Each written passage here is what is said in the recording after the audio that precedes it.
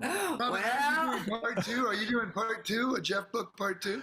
Oh, Gregg, you're going to make me announce it here and now. Do it. Yeah. I am working on a second book. All right. Fantastic. Yay. Yeah. Oh, that's great, Robyn. I'm about 3/4 of the way done. Wow. Keltner's pissed you're not writing a book about him. I have to be honest. He's been mentioning it to all of us behind your the whole day.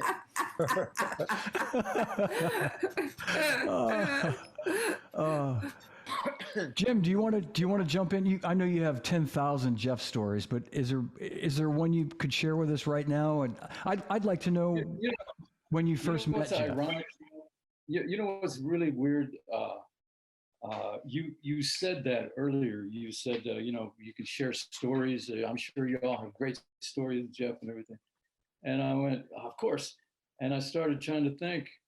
And I swear, there are a few that I could say maybe if Robyn weren't here.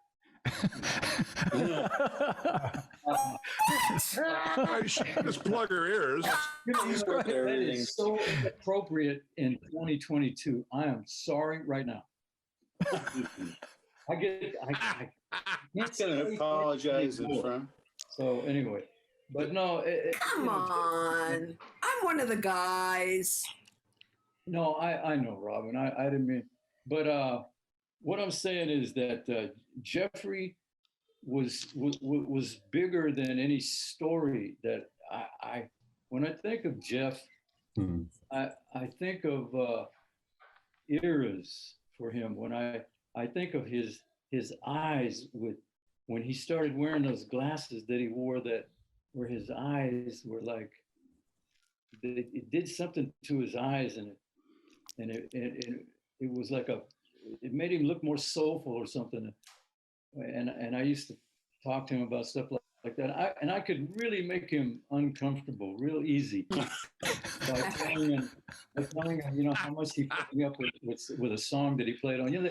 In those days, it's the same thing with JR. Vinnie, we'd have to see him someplace, and we'd all go to something. But JR, you hear him on the radio. Jeffrey, and Ricky, and so every time that I would hear something and it was Jeff, and then I would see him because I saw him all the time, and I would start talking about it immediately, and he just hated that. He didn't want to hear me talking about how great he was, and because sometimes, like, the bud, if the bud, he always had the best bud. I don't know how else to put it. And in those days, that's why I don't do it anymore, because in those days, man, I just a little bit and I'm gone. And I would be talking about stuff, and about how where the music comes from, and so. But Jeffrey, Jeff knew. I know that Jeff knew that he was a badass. I know that he knew it, but he never ever wanted to appear that way. He just didn't. He worshipped at Vinnie Colaiuta's feet, and he would try to deflect, when I would be talking about him. He would go. I worshipped at his feet right back at him. Yeah. Yeah. I mean, that I will say this one thing, that he got really, really extra famous from Rosanna, right? Right. The drums and everything. And I always like to say that, and this is me being the opposite of Jeffrey. I like to take the credit for having turned him on to Purdy. He had never heard Purdy before. Wow. And I turned him on to With This Ring by the Platters. Yeah. Right. And listen to this cat. And he would squeal. We'd listen, and I loved how he squealed when he loved something. And we just sat and listened to it. I said, this shit here this is what I want to do. I don't want, if I can't do this, I don't want to do anything. And so he went on from there, obviously, and listened to everything that Bernard ever did, and and eventually came up with that beat and credited Bernard for that. Right.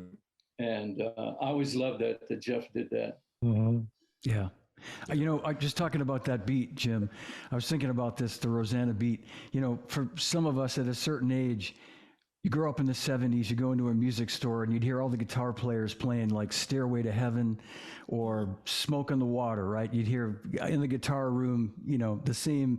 And 1982, when that song came out, every time you went into a drum shop, you'd hear somebody trying to play that beat. That became like the drummer thing to the conquest. Like, I got to play. That was just it captured everybody's attention and like, yeah.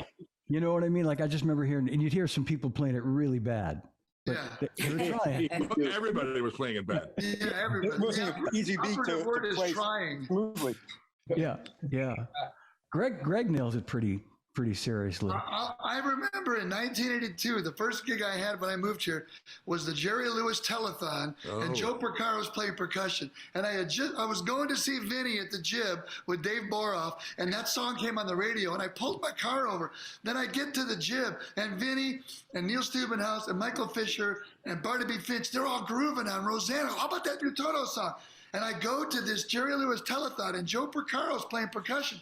I said, "Hey, Joe, great to meet you, man. You want to hear me play Rosanna?" And I was butchering it. And I kind of get through it. And Joe was so nice. He goes, "That's kind of close." It was perfect. It was all wrong, but you and Joe was so great. That's kind of close. That's good. Pins of pins. Oh, that's great. Yeah. No, man. JMO, were you there when Jeff recorded that? We started with Boz Skaggs in '77, and he told me I'm starting my own band, Toto, and went from there. And I would do his setups for his sessions and stuff, and he was like my best friend.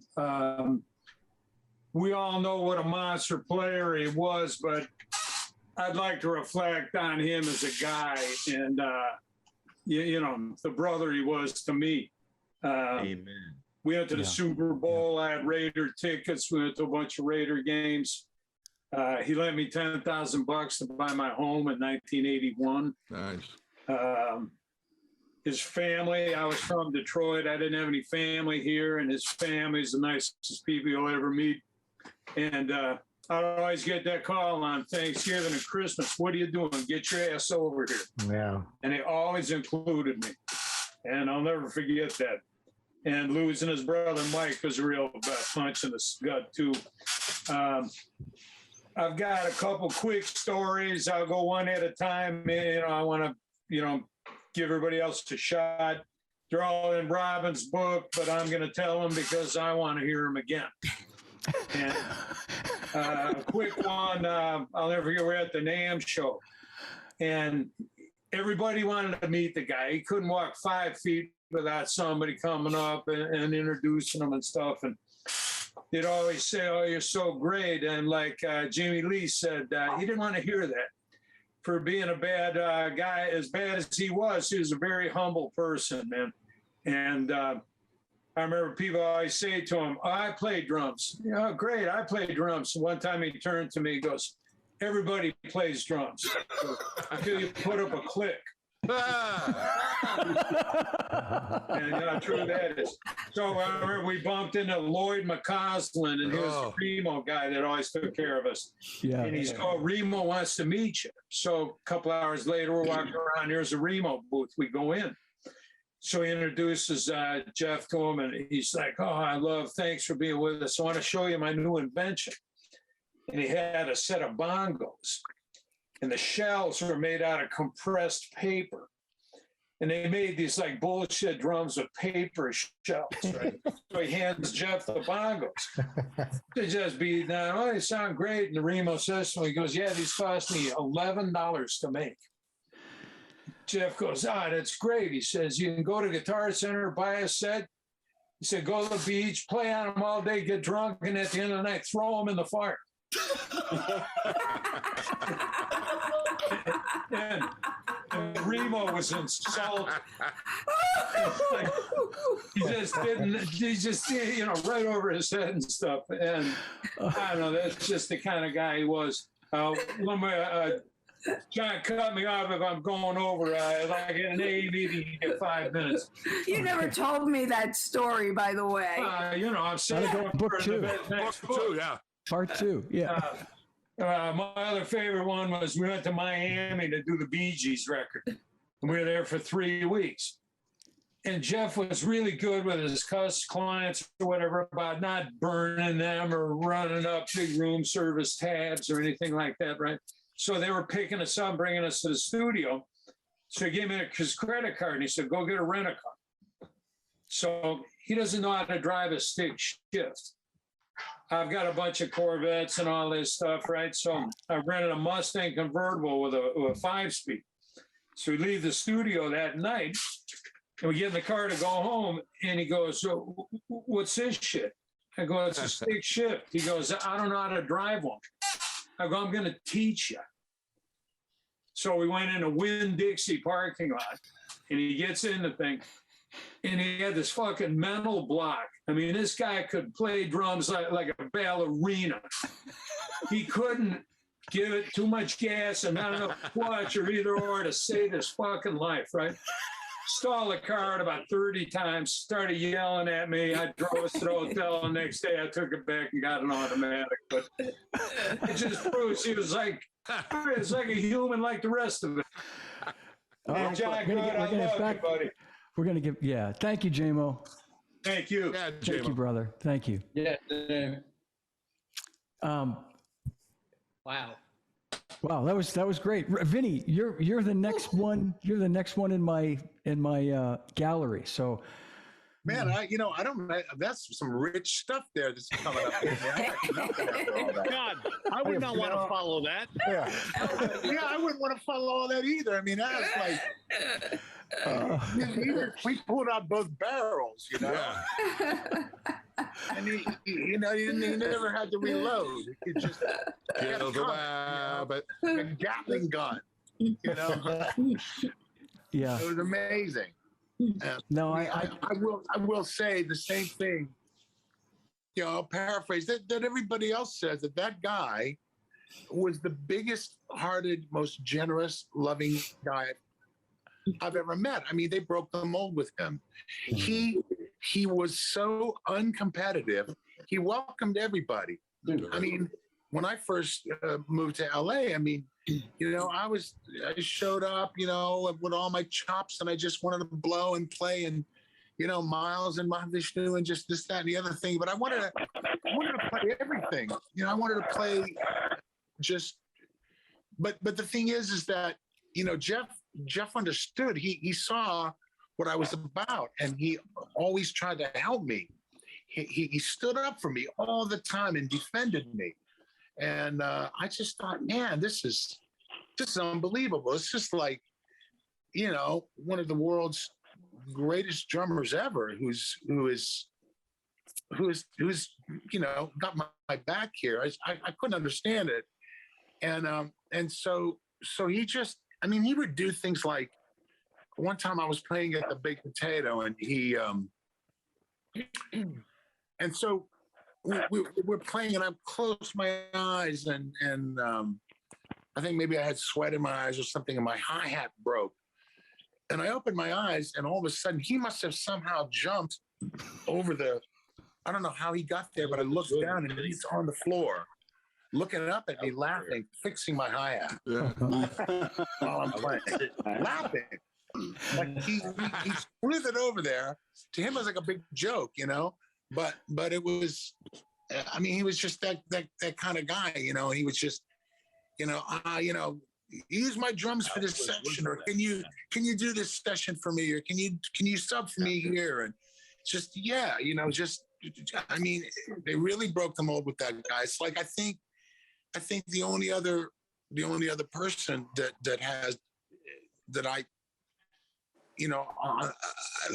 I can think of that has that kind of is Gad, you know. Yeah. Steve was like that too. Steve was always like that. He was always like that with me, and I know a lot of other people too. But Jeff was like one of a kind, man. He had the greatest time feel, and it can be imitated, but never exactly. Mm-hmm. It's one of those things you can never quite, like you can play Rosanna really well and make a groove, but the way he did it is just on this other plane that it just belongs to him. It only belongs to him. Right. And so he has just, and I remember we were doing this Los Lobotomies, David, you know, you remember that when we were doing that at the complex.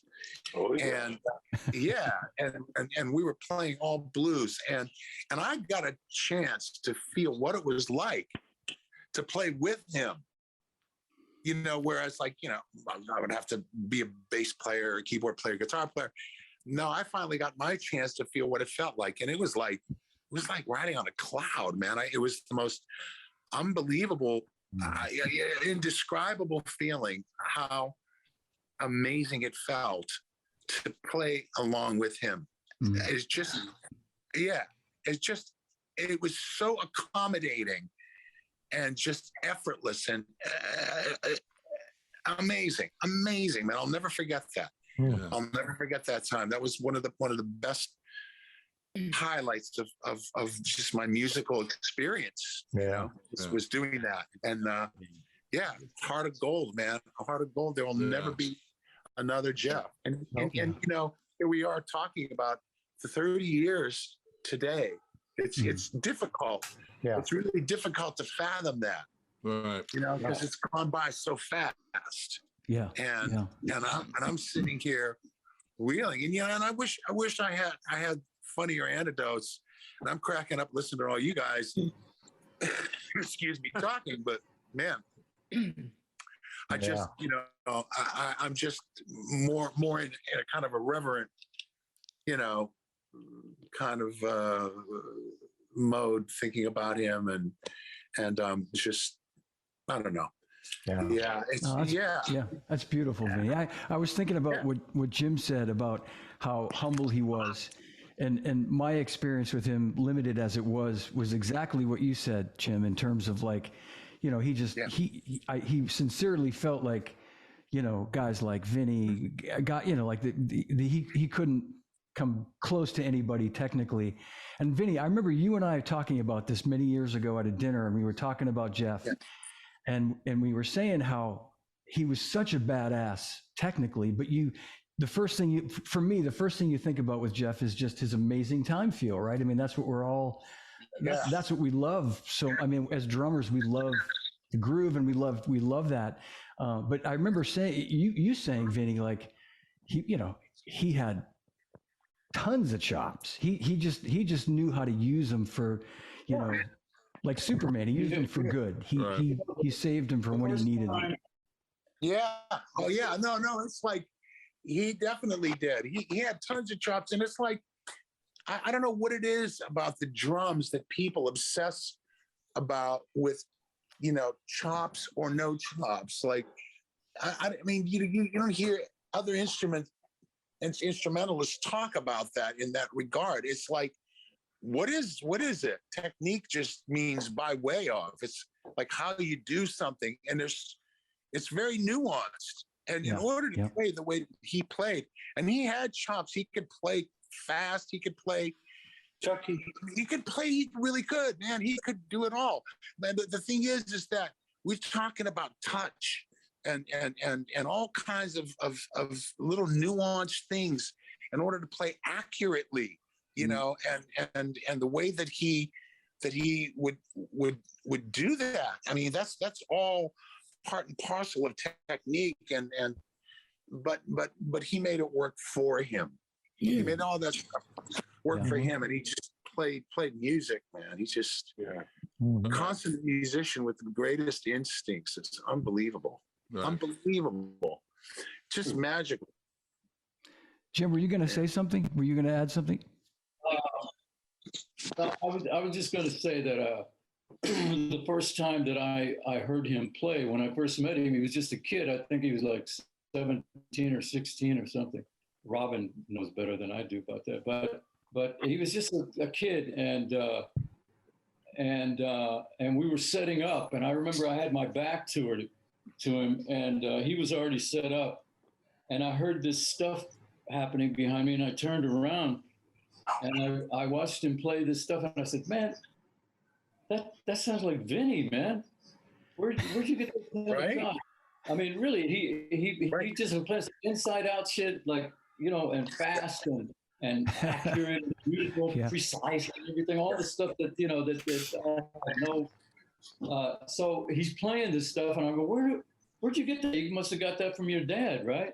And he never wanted to talk about that. They had a kind of a thing about that, and so he kind of glossed over it, and then we played the session. We were playing together, and it wasn't a special thing, any kind of special thing. The music wasn't, you know, special really in any kind of way, but we did our thing, and that was it. And I walked away thinking about this young kid, you know. And then the next thing, the next time he came into my consciousness was with Silk Degrees, the record. Yeah. And I listened to that, and I went, oh my God. So that's that kid. And I mean, I had known him. We had a little bit of a friendship relationship, obviously, but when that record came out, I realized that he had that gift of, like what Vinnie was saying, of being able to have chops but not use them. And so that's a very big lesson. That's a lesson that a lot of people will never have a problem with, right? But there are guys, like every one of the guys I'm looking at right now have that problem at one time or another, and had to realize how to figure out how to leave it at home and come and bring who you are, your gut, you know, your heart-mind connection, without the tools. And that, you know, that makes the difference in whether you continue doing this kind of thing or not. Jeff, and I'll just absolutely epitomize that. I was just going to say too, Jim, he was 22 years old when he made Silk Degrees. So to be that young and know how to leave those chops at home, you know what I mean? It's, if you were 32, you know what I mean? I think when you're 22, it's easy to just, if you're Superman, you want to leap tall buildings, you know, and you can understand that. So he had that discipline really young, that maturity. You know, he did everything very young, even dying. Yeah. That's horrible. And I still can't get over the fact that he was 38 years old. I can't even, I know. You know, at 38, So crazy. You know, that's weird. But, you know, I strongly believe in God, and I believe that there's a path for all of us that has been commissioned already before, you know. And I believe that Jeff, you know, he did, for somehow or another, he fulfilled whatever it was, you know, that he was supposed to fulfill, and he got out of here. Right. Yeah. We'll know those things later. Right now, they're only talk, you know. Right on. JR, do you have I know you don't have as much time as everybody here because you got a session, but is there a story or a memory you want to share? And I hope I have as much time as these guys. I'm just kidding. I'm fucked. All right. Let me. Vinnie C and I used to live in Boston, and I remember listening to all these great drummers that were in LA, but the one that jumped out, and Jim also, was Jeff, a young Jeff, you know, Diamond Girl. And when I first moved to Los Angeles with Rufus, within that week, I got a phone call from Jeff wanting me to sub for him at the Hollywood Bowl with Cher. And I'm going, damn, how generous is this? The guy was so generous that he was that guy. he was that guy. And it was like, not only, and somebody said about him not being competitive, he didn't have to be competitive because he was just so confident within his skin that he welcomed me with open arms. There was never, ever a competition. And there are a couple of quick stories. We were managed by Mark Hartley and Larry Fitzgerald. They're good or bad, with Rufus. And we get a phone call from Mark saying, you guys all come down to the office. We want to talk to you about something. And I was hoping it was a better gig, but it wasn't. They go, you know how they are. Anyway, they go, we want to sign this band called Toto. I go, fuck yeah, we knew all the guys, and they asked us permission, which I thought actually was admirable, to get some official management for Toto. And I think that was in, 78 or something like that. And I was like, geez, everybody said, sign these guys, because it makes us look better. And one other thing Jeff and I we got in trouble many times, which we won't talk about. But I was grateful that Jeff Porcaro, didn't he throw his tom at Richard Perry's glass at Studio 55? No, he did. That was me. That was who? That was me. Oh, that was you? It was Rick. Well, fuck. I think it was Ricky Lee Jones, wasn't it? That he threw something at? No, Was that at Studio 55? no, that wasn't. What? I guess Rick threw his tom-tom. Okay, well, whatever Jeff did to piss Richard Perry off, I'm grateful, because I ended up getting the Pointer Sisters account after that. So, and I'm gonna just close with one other thing. I gotta tell you something. I was doing the Pointer Sisters record when I threw the toms across the room. So fuck you. You can thank me. I'm thanking you. All right, I'm thanking you. I'm just sorry. You didn't really hit him. I like the guy. The glass stopped it. Well, we're gonna leave that alone. But one thing about Jeff that and Vinnie will attest, and we always were thrust in with Yamaha and whomever to do these drum clinics. Monkey in the cages. And Jeff had the balls to say no. And I was like, God, that takes some serious nad to be able to say, I can play like this, but I don't want to. I don't have to. Yeah. And I just admired him for, his presence will be felt for all of eternity. Right. As long as we are able to hear these songs. And he's made such an impression on everybody on this panel. Yep. And every little kid that doesn't even know. And may his presence always reign forever. I miss you, man. Here. Yeah. Yep. That's great. That's beautiful, John. Thank you. Maybe Rick, maybe you can, we'll segue to a story from you on that one. I know this is going to I can't stay. We're on the East Coast here. So I just want to say this real quickly. I won't take up a lot of your time because we all have a lot of stories, but I want to say a couple of things. You can't mention Jeff without mentioning the rest of his family, because he was a product of that family. And when I first came to LA, not only did he welcome me there, and everything that everybody said, Vinnie, JR, Jim, everybody knows this. He was the most generous guy. I'm going to attest to that. Did the same thing with me. He offered to do anything he could to help me. I remember when he was doing the Fagan's record, and then Donald called me and he goes, Jeff's on the record and we've worked a few days. And he said, I'm not the right guy for this. Marotta should be doing this record. And the next thing you know, I'm over at Jeff's house where they were recording Fagan's record, and Jeff's sitting in the control room while I'm playing on the record. Oh man, that's great. That's the kind of guy he was. But I want to just say, you got to mention. I'm not going to tell a bunch of stories, which I have. We'll do it. We should do this more often. But I want to say that Joe Porcaro was a mentor to all of us. Yeah. Oh yeah.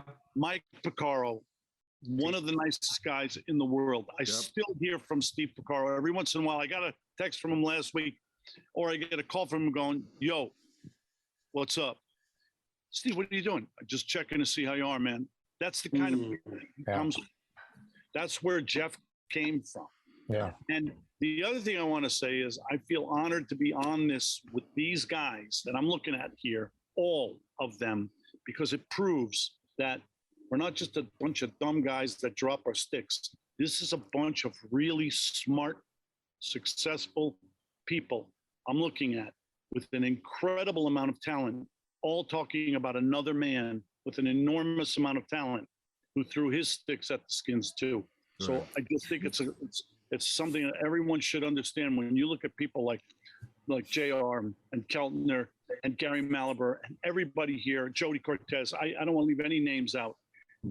These are a bunch of really good, smart people, and every one of you deserves this kind of testimonial when you're dead. And I hope I'm there to do it. I was waiting for it. That was great. Yeah, Rick. I mean it.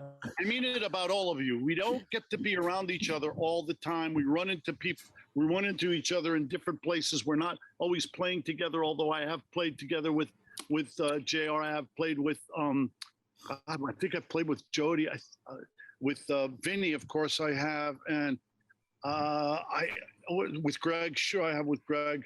And yeah. You know, we were all really lucky. And Jim Keltner, God, doing a Lennon record because of Keltner.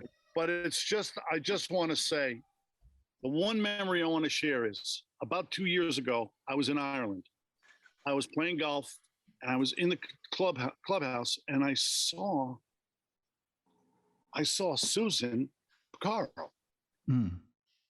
And like, it was really weird. That is weird. I walked over to her. I said, "Excuse me."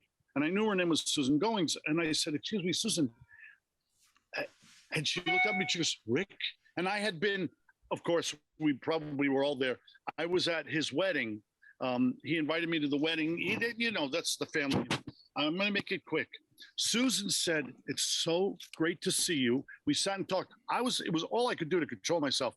And she said, "I want to show you something." When Jeff died, she was a news person, as you all know. And when he died, they did a story, and she said, "I don't really want to run this story. It wasn't on the news, the big story." And she said, "I want to show you something. I just got the video of his funeral from the story." And she pulls it up, and there's me, JR, Jim Keltner, Mike Baird. Oh, I can't remember who else. Hardy. Willie Arnellis. Willie Arnellis. And Mike Lenny Baird. Castro. Lenny Castro. Lenny doing that march from the big auditorium to the that was, and I remember, and I said that was one of the hardest times of my life ever, having to pick up a pair of drumsticks, walking from there, and it was us. I'm looking at some of the guys that were there, and when she showed it to me, I just broke down. Yeah.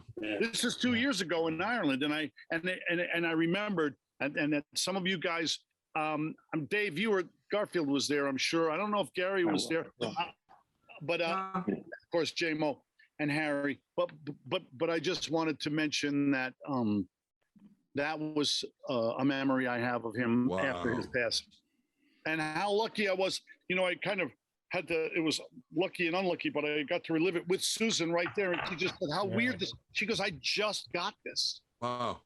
Wow. Wow.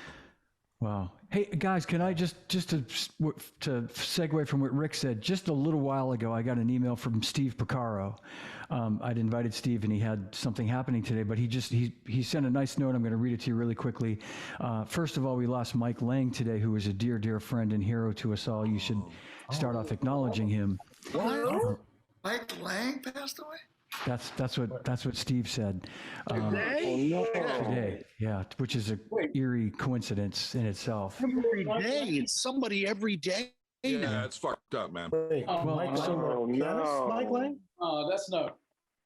No. Oh, Yeah. man. Well, that's what this is just from Steve just a few minutes ago. And he said, if you could read this, I'd appreciate it. Besides his kids and family, Jeff had a deep love for his fellow musicians, Yeah. especially fellow drummers. Anyone who knew Jeff knew that he loved to hang and could talk drummers, and music till the cows came home. You guys know what I'm talking about. He really took great joy in talking up his fellow drummers, legends and new guys alike. On Toto tracking sessions, while the tune was taking shape and he was putting a part together, he would point out from who and where he copped different aspects of what he was going to do. It's just like what you were saying, Jim, about Bernard. Then he'd make it entirely his own, only like he could, and give it a veneer like he'd been playing that beat for 20 years. As brothers, we could bump heads often, but as drummer, he was without a doubt made my music better than I could ever imagine every single time. I got spoiled. I think he did that for a lot of people. Really missed him today, and I know he's loved by all you guys. Love, Steve P. So, thanks, Steve. Man, yeah. And I'm sorry to be the one to break that news to you guys. I just was reading shocking message. God, he was Yeah. so young. really shocking. Greg, I want to share this photo while we're live here, because it's such a great photo, and it'll cheer everybody up, I hope. Hang on a second, and have you tell a story about your friend. Hold on a second. Try this again. I'm new in town, fellas. Don't mind me. Try the deal. Talk amongst yourselves. All right. Anyway, this is a there he great goes. photo. Aw. We saw that one. Oh, there you go. So cute. That was that like at a Pearl Day You know or where that something? You was, guys Johnny? did? That was I had gone to see Toto play at the Raymond Theater in Pasadena, which is no longer there, but it was a great gig. And I remember Alex Van Halen and Eddie Van Halen were there, and a bunch of the guys in David Lee Roth's band were there. And Jeff again deflected because we were looking right there at Alex Van Halen. And Jeff, I think Lissa Wales took that. And then what happened was Alex was on the other side of the camera, and Jeff was deflecting again and saying, "Look, man, there he is right there. That's the granddaddy of, like, taking Billy Cobham's Spectrum, but then making it into Hot for Teacher and playing double bass, in Van Halen. And as much as we loved Van Halen, that's the guy right there. He was deflecting right there to Alex."